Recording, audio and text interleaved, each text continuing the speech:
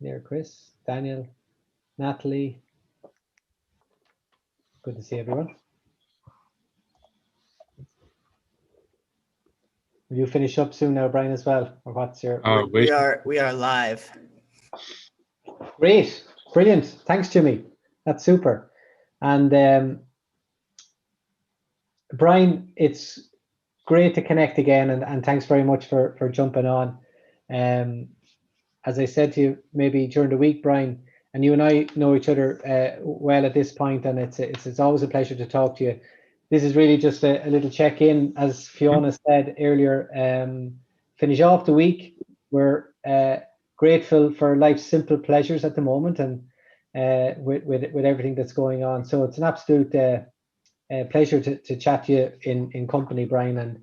And before maybe you introduce yourself, Brian, because maybe there's folks here in might be from the UK and then Ireland, and then obviously there's a US. I couldn't help myself, and I hope I do this well. But with the week that's in it, I'm going to try to do this here now, Brian, and this sums up COVID. Mr. Parton, I am not a cat. You have a filter turned on in the video settings. You might want to Brilliant. Can you hear me, Judge? I can hear you. I think it's a filter. It is, and I don't know how to remove it. I've got my assistant here. She's trying to, but I'm prepared to go forward with it. Poor man. So look, we'll turn that off here. It doesn't, Brian. Doesn't it sum up? It does, and it's great to see a bit of humor and as well. I've actually heard several stories from other clients who've had issues where their children have had access to their PC or iPad or whatever and made changes to the Microsoft Teams or Zoom settings, and then the poor person joins their first meeting on a Monday morning to be with filters or with inappropriate stuff on their profile that they suddenly have to try and recover from. But look, it's good to see some things we can laugh at these days. It is. Brian, we've come a long way from. Do you remember was it a BBC correspondent, and he was they had the child came into the room and he ushered him out. He was so embarrassed by it. It's great now to see. Look, we're all probably as we live in Zoom, used to the disruptions that come with working from home as well. So that's all good. Well, I think we can see how far we've all come, and I'm just having a quick look around the screens, and we're not looking up anybody's nostrils. We've all learned to position our cameras properly now that we've got used to this remote world. So progress is being made. It is, of course. So look, very welcome, Brian, and anyone that's on as well or listening in. You're very, very welcome as well. It'd be great if anyone wanted to turn their camera on and even jump in, ask a question, ask Brian a question. I had one or two things I was probably going to maybe ask you about, Brian, in general. But for anyone that doesn't know, I'm going to save you the embarrassment maybe to go through your lengthy background. But I know you've worked for years advising governments around cybersecurity. You work with the European Commission. You sit on the advisory council for, I'm reading here, the Intersecurity Council for Europol with cybercrime. You wrote a book around ISO 27001. Literally wrote the book. You're editor-in-chief in Europe for the SANS Institute. So you've come with tremendous background, and being one of the people that I think has spearheaded and spoke about cybersecurity before maybe many others have. And so you have a great lens, probably going back a number of years, Brian. And you're saying I'm old? Well, no, I was going to say you have a deep interest yourself in history. I know that. And a deep interest in all of that piece. But we often talk about it, COVID accelerating the trends around cyber. But what was your sense of it over the last number of years, Brian? As it has evolved as a problem, particularly for end customers and IT companies, and what's your sense of it? Yeah. Well, I think, if you look at this thing historically, and if you look even at many of the hacks and attacks that are going on at the moment, there's nothing really new going on. We still have computer viruses that we're trying to keep out, despite 20, 30, 40 years of technology to do it. We still have people using weak passwords. We still have systems not being patched properly. I have been involved in cybersecurity since the late 80s, when it was just called security or information security, IT security. And even back then, cyber was something that you didn't talk about in polite company. Yeah. So we have evolved, but the fundamentals still stay the same. And we're seeing as well, so over the past several years, as more and more companies have embraced IT and technology and the internet and moving stuff to the cloud, we've seen them depend and rely more and more on their infrastructure. But the focus has been on making it work and keeping it work. Like I'm sure many people here on the call have experiences of going in and maybe looking at a firewall that somebody put in place 2 years ago, and there's rules in the firewall that were put in place to make something work. Yeah. Or to troubleshoot a problem. Yeah. And nobody's taking that rule out the firewall because they're afraid to break something. Or we have infrastructure in place that is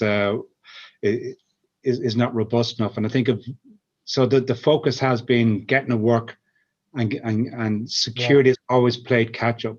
And I think a great example is from this week is that I think the town was Old Star in Florida, where famously some hackers got into the control systems of the city's water supply. So it's a city of 15,000 people, and somebody got into the system and changed the amount of sodium hydroxide that could be put into the water by 100 times the limit it should be. And lucky enough, somebody else was sitting at the machine and saw the mouse moving on the screen and reversed the change that was made and disconnect the system.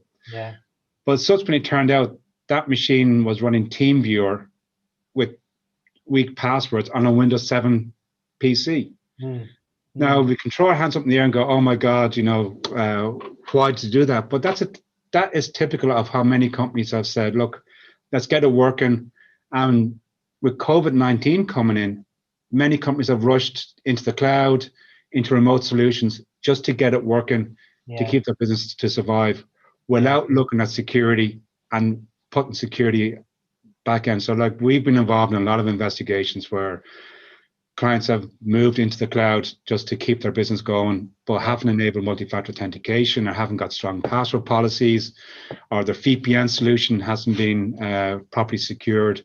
So they're either having accounts hijacked or ransomware. So there's a lot of stuff that, And you touch on a few things there, Brian, because definitely, I mean, we often mention on these calls the need has never been so much now that we have to have build our community and support and work together, because when you think of legacy systems, as you mentioned, cloud adoption, connectivity, throw in things that I know you're very focused around, privacy, data protection. Like it's very, very tough for particularly MSPs, managed service providers, to navigate all of this, and any one of these things happening at a point in time is extremely taxing. But we have all of it happening together. So, like, what's the one thing? And if you put yourself in the shoes of a managed service provider today, looking ahead at the year, looking ahead at their customers who are all struggling, and with that worry of having breaches, what's that one thing, Brian, that they could do today, or maybe have on their radar, that might sort of help? I think, as we're speaking to an audience that's global, so we can't, I won't focus on any particular regulations, but I think the best thing you can do is look at the pain the customers are taking and take that pain away. And I think one of the false dichotomies we have in cybersecurity is we sell prevention. We sell solutions to prevent cyber attacks. And I think if we change our mindset away to say, we're not here to prevent cyber attacks, we're here to delay cyber attacks long enough for us to detect the cyber attacks and then to respond. Yeah. So if you're a managed security service provider, you should be saying, look, here are all these tools. We can put these things in place to help protect your business against criminals breaking into them. Yeah. But you also have to be able to detect and react to those attacks. It's like having, your house and saying, okay, I'm going to put a burglar alarm on my house to and put good locks on my door to prevent somebody breaking into it. But if nobody's going to respond to the burglar alarm, you can have all the best locks in the world. You're just giving the criminals more time to do it. So I'm kind of saying is say to customer, look, we're going to take away your pain on this and help you manage these risks. Yeah. And because many customers, they're confused about technology, and then on top of that, don't understand how to fix it. And maybe even harping back, JP, to the video you just showed at the top there. Yeah. That poor man who came onto that video didn't understand the technology. Yeah. And maybe as an industry, we need to be better at making the technology more intuitive and more secure by default. So people, it's like, if I jump into my car, I'm not sort of saying, do I need to buy a seatbelt or brakes for my car? They all come in one package, Great point, Brian. Really, really good. Just to finish up. Can I jump in? Yeah, go ahead, Jimmy. Brian, I'd like to ask you a question. Maybe you could, more like an open-ended question. You never ask an Irishman an open-ended question because he never stood up to me. Noted. I have learned that a little bit working with JP and team. No, but so like we've seen GDPR and the maturity that's happened on privacy, as we say in the States, privacy, as JP says. And then in the US, in the States, we have CCPA and New York Shield. It's sort of happening at the state level, very disjointed, very similar to GDPR. Could you talk a bit about the similarities? Do you think that Europe as a whole, the EU, maybe specifically is ahead of the US? And can we use that as a look forward in the US on how privacy laws will go? I think there's several things that are happening, Jimmy, at the EU level. So first of all, GDPR is the General Data Protection Regulation. So it's a privacy regulation that applies to all members of the EU, that every country has made this legal, and it's how companies are supposed to protect the rights of the individuals who they have information. So let's be very clear about this. GDPR is not a cybersecurity law. It is not a technical law. And I often say maybe one of the failures of the regulations that it was called the General Data Protection Regulation. Because when we read the word data, we immediately think about computers, we immediately think about IT, and therefore it must be an IT problem. GDPR must be an IT problem. But in actual fact, if you call it the GPP, or the General Person Protection Regulation, because that's what GDPR does, it protects our rights as individuals from being surveyed, or our privacy rights being abused by companies or by government. So a good example is WhatsApp. There was a month ago, panic worldwide. Everybody was leaving WhatsApp because WhatsApp was changing its privacy laws to say, privacy policy to say it was going to share more of your data with Facebook, who's the parent company, except for the EU, because in GDPR protected us rights from doing that. So GDPR helps protect rights, and then because so much information is held on IT systems, absolutely it's had an impact. But there are other regulations coming in. So if you think GDPR was bad, folks, buckle up. You've just had the e-privacy regulation, which has just been going to the EU Council to be signed off, and that's how you're going to be allowed to market to individuals in the EU such as by email, by social media, by cookies. We all love our cookie notices on the websites. Yeah, well, it's going to be even more fun over the next few years as these change as well. And the EU Cybersecurity Act, EU is bringing in a law, actually it was brought in last summer, that if you are going to be selling a software or hardware product in Europe, there will be safety or security certification schemes that you have to make sure your product adheres to before you can sell it into the EU. Same way if you're going to sell a microphone, Jimmy, you bought that microphone. It has to, I'm sure if you look at the bottom of it, that's got labels on it saying that it's met certain safety standards, that, so when you plug it in, it's not going to blow up in your face or electrocute you. We're going to have the same standards, and these are coming on software and services products in the EU. I'm currently working with ENISA on a certification scheme for cloud services, so that if you're going to be selling the cloud services in the EU, they're going to be certified to these standards. Yeah. So, and back to that point, Brian, it's just so important to partner with the right people to navigate through all of that. And I know it'll be self-serving, maybe for you to say, but certainly from your standpoint, I know you guys are a great shining light, and as you develop the company, your presence both here in Europe and in the US, it's certainly you're very glad to be able to navigate and help people along the way. So, Brian, look, that's fantastic. That's we probably ended on a light note there in all things privacy, but we have one more piece, and I know we usually sort of finish this up at this time.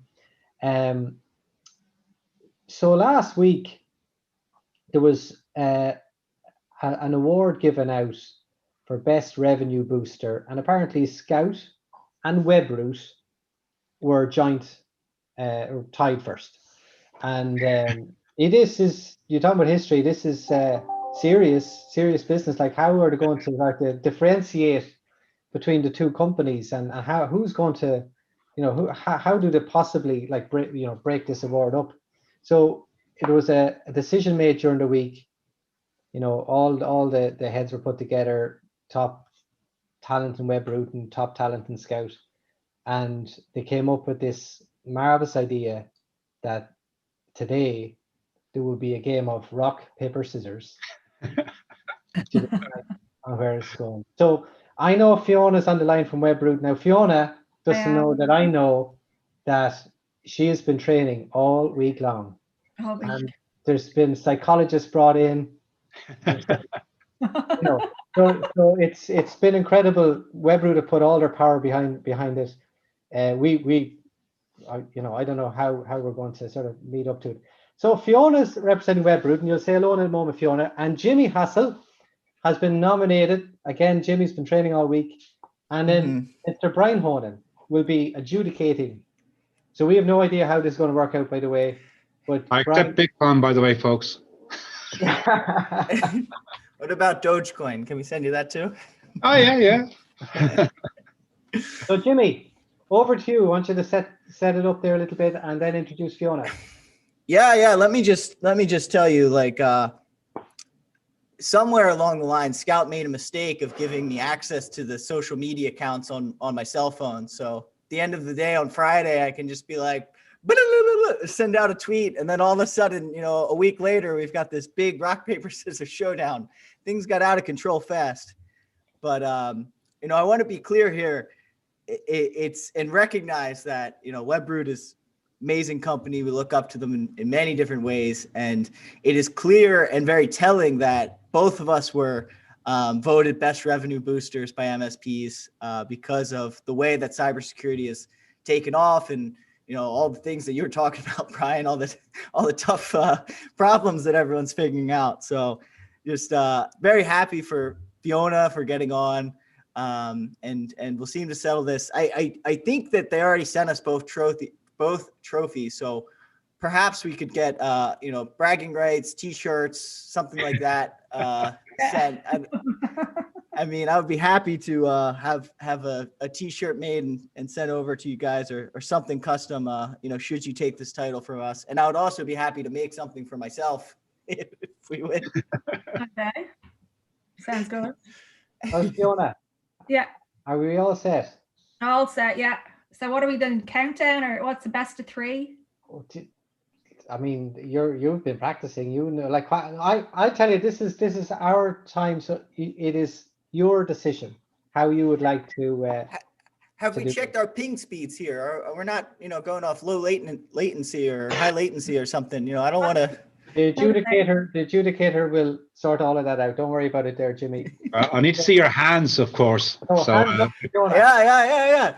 I'd like to say I've got fiber internet, so if anyone here is on DSL, you could have a major advantage. Okay. Right, no, I think we're good. Right. Are we Okay. going to count So, down? Fiona, tell us the rules of engagement here. What is it on? What you tell us here? On 3. I think on 3. Brian can count down on 3. Okay. okay, you ready? You're Is right. it best out of 3, or is it just Best one? out of 3. It could be best Best out out- of 3. Somebody could We win in could- the first 2. If you clear your Okay. diary for the afternoon, guys, this could go on if there's. Let me just- So ready? Right. 1, 2, 3, go. Oh, Oh, 1-0 to Fiona. Okay, reset. This could be it. No pressure, Jimmy. 2 in a row, Fiona, and you got it in. Mhm. 1, 2, 3, go. Oh, it's 1-0. It's decided now. Well, okay. So drum roll. This is it. 1, 2, 3, go. oh! Oh, Webroot are the winners. Congratulations, Fiona. Yes, I will wear that. Congratulations. I will wear that T-shirt that you promised me with pride at the next Oh, we'll event. get it over. We'll get it over. Tell you what, the next event that we can all go to, because I think everybody's dying to meet in person and Yeah. get out of their house. I see Molly had a question in the chat for Yeah, Brian. actually, it's good. I was typing it back, so it's a good point. I didn't want to intrude on the rock, paper, scissors. So Molly, your question is about companies have had to act quickly due to COVID and security has been compromised. Are there more hackers out there as well, or is it more down to the security of the business being easier targets? So the answer is both. To be fair, so criminals are getting more and more involved in cybercrime.